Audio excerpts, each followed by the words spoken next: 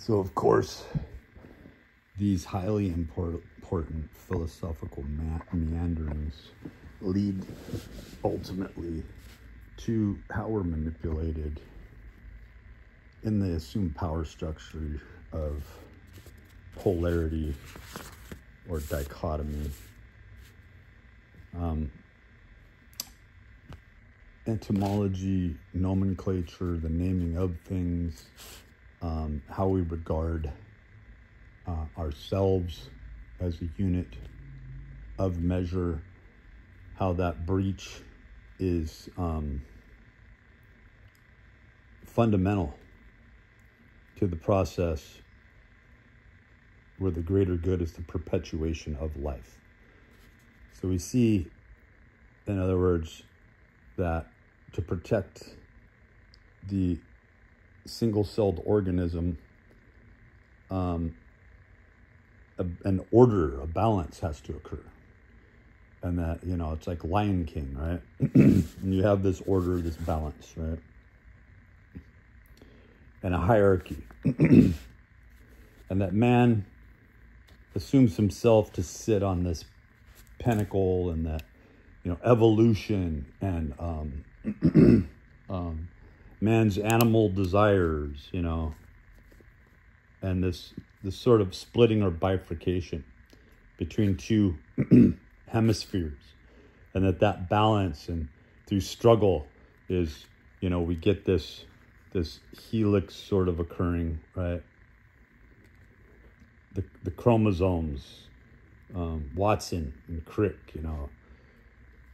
the DNA, the proteins that exist, the epigenetic markers, and that we have struggled, and that Darwinian pangenic sort of theorem is enough to hold the carbon skeletal bony structure of a thing before the thing collapses, and let's just get the thing built. But then we start to see how the cornerstones are disappearing with all the pyramids around the world, with the distaff and the various understanding that in a world, in a society, in an order-based social networking system, everyone can't be a messenger. So it kind of goes back to sort of this concept of hail the king, right? Where it comes from theology, God, theosophy, and polytheism, and defines eras where then the consciousness of the people supposedly, this is all conjecture, supposedly came to this realization where we're going to condense into bit information and say there was just one God. But then when we look through antiquity, we're looking at the fact that in biblical etymology, nomenclature, naming of things, we see that Elohim refers to the gods. And so when we do go through this filing of bit information,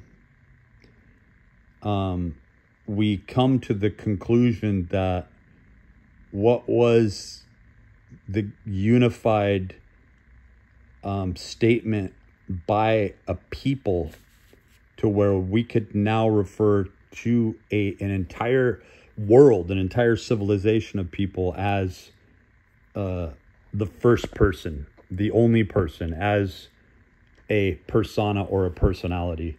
In the grand scope, as we look at a macro view of these eons of eras, So were the Sumerians doing this when they were talking about certain leaders, kings, living tens to hundreds of thousands of years? This similar information, if not identical, is found in the Vedas, right? So we're talking about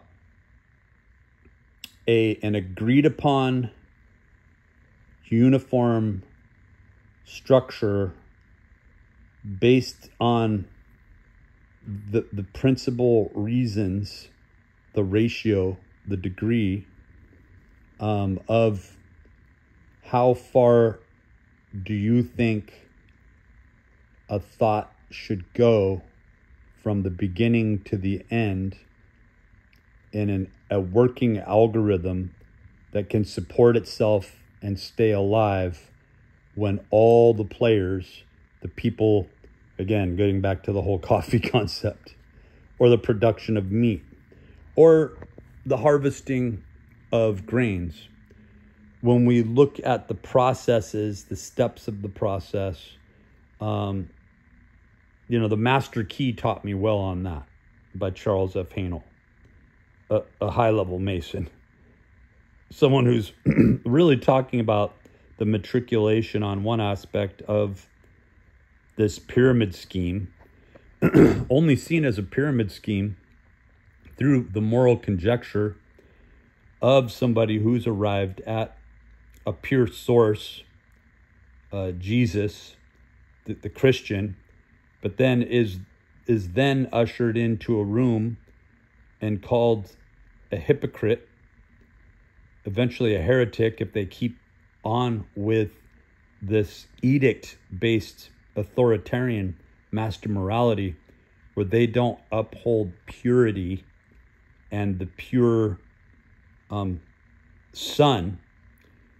And so then you go back to the Masonic order, Morals and Dogma, genius Albert Pike, and you see that the hailing of Lucifer, knowledge